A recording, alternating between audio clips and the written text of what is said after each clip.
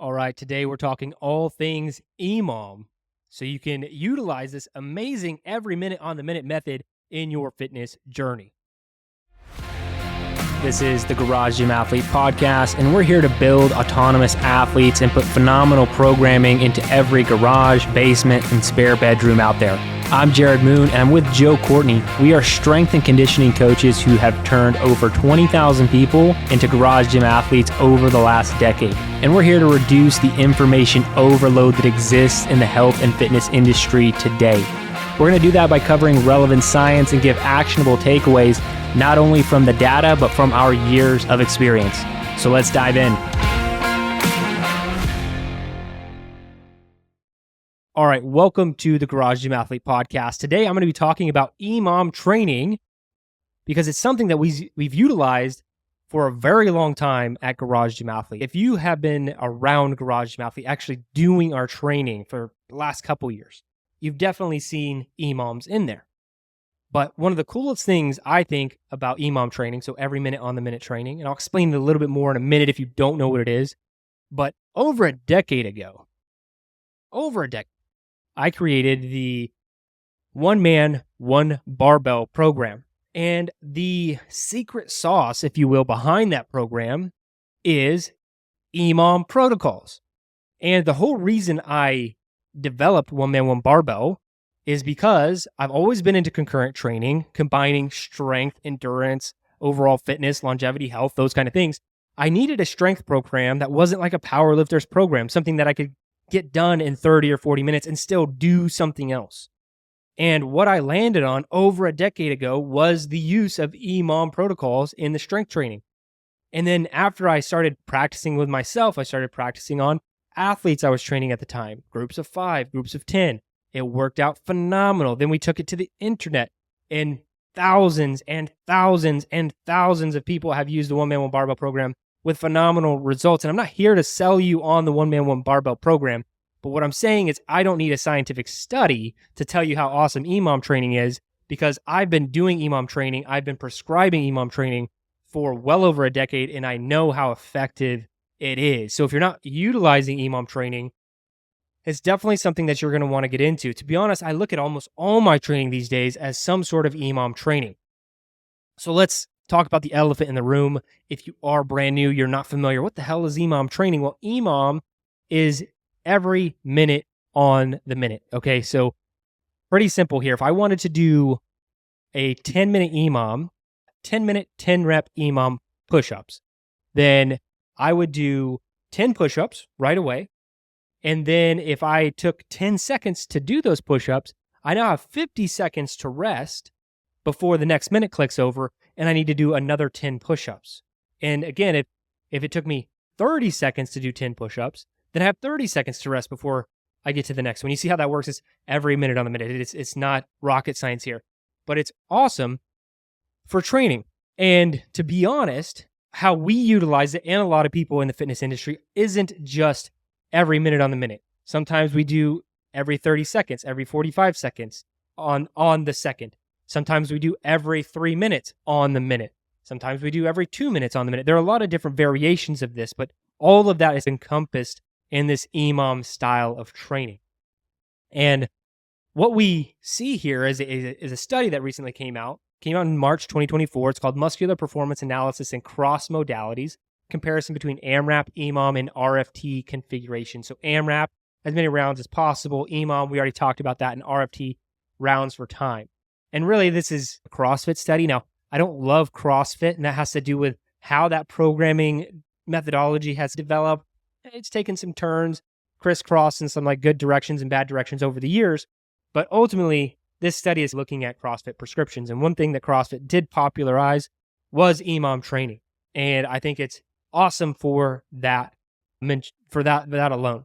And so when we get into EMOM training, the goal is to maintain a consistent work-to-rest ratio, allowing for brief, intense efforts followed by short recovery periods. And the one of the things that they were looking at in this study is MPV, so mean propulsive velocity. I don't want to take too much of a sidestep here, but velocity, the reason it's important in this study, or just anything in general, if you've read a lot of different studies on strength training, one of the best ways that they measure recovery in athletes, so intra-set recovery or interset recovery, or even recovery day to day, and thus performance in the athlete, because if you're fully recovered, you can perform at your best. One of the ways they do that is they check velocity. So if I was back squatting 300 pounds just for 3 reps, and each rep was taking me, let's say, a second. Well, what I can do is I can monitor my velocity, and the second I start to get slower, that starts to tick up. The sets that I'm doing aren't as dynamic, they aren't as powerful anymore, so it's not really as effective because I'm not recovering well enough to get the full power benefit of the strength training. And this is where a lot of people miss in strength training. They forget that to be strong, you have to be powerful. It's not always about just lifting a load. It's about lifting a load with speed. And the more you can do that, the more powerful you're going to get, the more athletic you can actually be. And so speed is very important to athleticism. Power is very important to strength development. So I'm just letting you know, sidestep. Now I'll get back into the EMOM discussion, but I just want to let you know, why are we talking about velocity? Why is it important to strength training or even measured? Okay, so according to the study, EMOM showed higher mean propulsive velocity compared to AMRAP. So that indicates less fatigue and more consistent performance, right? So EMOM was associated with the lowest heart rate values due to structured rest periods, meaning you're actually recovering. And I can almost toss out the RFT and AMRAP, because what they really took away from this AMRAP and RFT portions, it's not phenomenal for strength. What AMRAP and RFT are really good for is if you're just trying to do high intensity. If you're like, hey, I need a high intensity workout today, sure, do rounds for time, do as many rounds as possible. That's what CrossFit is. Again, that's why I sidestepped it, because it's okay, we're just doing like absurd high intensity every single day of our lives. Again, some people program differently, but those are the things I don't like. So I don't need to discuss AMRAP and RFT. I could have told you before they even did the study that that's not going to be conducive to strength training or really even fitness in general, unless you are just trying to target that highest intensity level. So overall, let's talk about just EMOM. So again, what we're looking at is the least intra-set velocity loss in EMOM suggests sustained performance throughout the workout. That's like a quote from the study. So that means we were not losing as much velocity when we do EMOM training. That's why you can still develop power, okay? So the built-in rest periods in EMOM help manage fatigue, allowing you to maintain intensity without burning out. So this structured approach also promotes better recovery between sets, and it's essential for muscle strength, muscle gains, power development, athletic development, everything. So what I love about EMOM training is how easy it is to structure and program. So like for beginners, again, you could just do exactly what I was talking about earlier. You could start with a simple setup. You could do 10 push-ups, a 10 push-up EMOM for 10 minutes, and you could adjust the reps. It's just a great way to structure your strength training. And again, you could do this every 45 seconds, every 30 seconds, every 2 minutes, every 3 minutes, whatever it is. EMOM training is very versatile. Now, more advanced athletes is where you're going to be doing it with a barbell movement, and that's how we programmed it in one-man, one barbell. So you might be doing 4 reps at 60% of your 1 rep max every minute on the minute for 10 minutes. And I'll just let you know that that's how one-man, one barbell works. We have week 1 is a 10-minute EMOM, week 2 is a 12-minute EMOM, week 3 is a 15-minute EMOM, before you go to deload, and then you rework and do another cycle. It's only 4-week waves. And that is where a lot of the strength is built, is like we have working sets. So that's not all, it's not only EMOM. There's a little bit more to it than that, but not much. And so when you're doing these EMOM sets, the one thing I want you to think about is choosing loads where you can maintain that velocity. So if we're talking about actual prescription, I can already tell you the percentages that aren't from this study, just from my years of experience. You're going to want to be in the 50 to 54% range with barbell movements at about a 4 to 6 rep range for EMOM stuff. That's the magic. That's the sauce. If you want to do EMOM training, just start thinking about it. That's about where you want to be in your head. And once things start to get a little bit more challenging, you want to go up. You can go up to probably 65, 68, possibly 72% of a 1 rep max. But now you need to be down to 2 reps, 3 reps max every minute on the minute.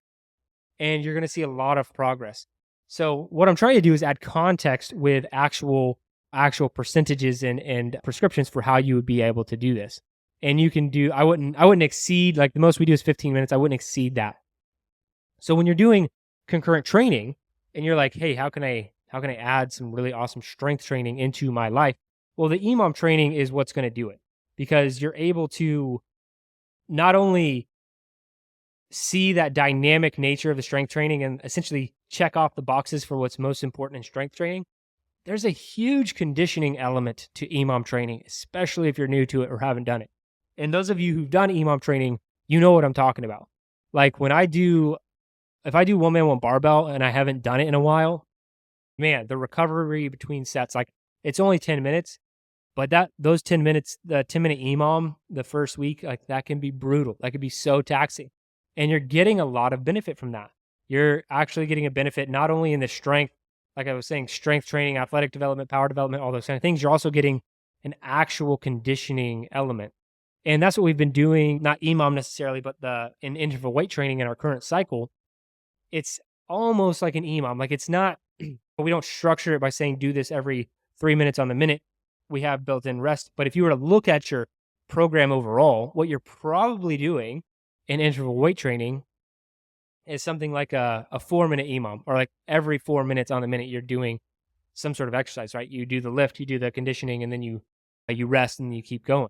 And so when you look at it this way, you're getting those recovery periods. And what we know about interval weight training also greatly reduces overall fitness, VO2 max improvements. So overall, EMOM training is truly where it's at. And that's it. EMOM training is awesome. I'm not going to beat a dead horse here and just run round and round in circles about EMOM training. It's very simple to implement. If you're not familiar with EMOM training, hopefully you are now at least a little bit more familiar with how it works, and just utilize it in any format. I like to use it a lot of the times, not only when I'm programming for Garage Gym Athlete, but when I'm traveling or I'm short on time. Like EMOMs just take your brain out of it. You could do push-up EMOMs, kettlebell EMOMs. You could just do EMOMs with basically anything. You can play with different protocols as far as 45 seconds, 30 seconds, 3 minutes, all those kind of things, all the things that I talked about. But EMOM training is very effective, I would say, for concurrent training in general. Like if you were doing anything else, I don't know if EMOM training is as effective. If you just want to be strong, you just want to be a power lifter, I don't know if EMOM training is the best. Like it still has the efficacy there because of everything I've talked about, but I'm not saying it's the best thing that you could possibly do if you just want to be the best power lifter in the world.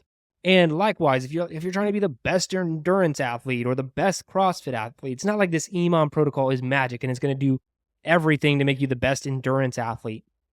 But where I think it excels is truly what we care about, where we spend all of our time, and that is concurrent training, because you can get this massive bang for your buck in a very short amount of time, and then you can still go do other things, even if you want to do those other things on the same day, because we've already debunked the interference effect. It's not that big of a deal when it comes to concurrent training, but I don't want to keep opening up more cans of worms. I want to shut this one down and just give you the takeaway for go try EMOM training. Hopefully I've talked about enough protocols and things that you can utilize. I've done 40-minute EMOMs. We've done that at Garage Gym Athlete, 50-minute EMOMs. You can do 10-minute EMOMs.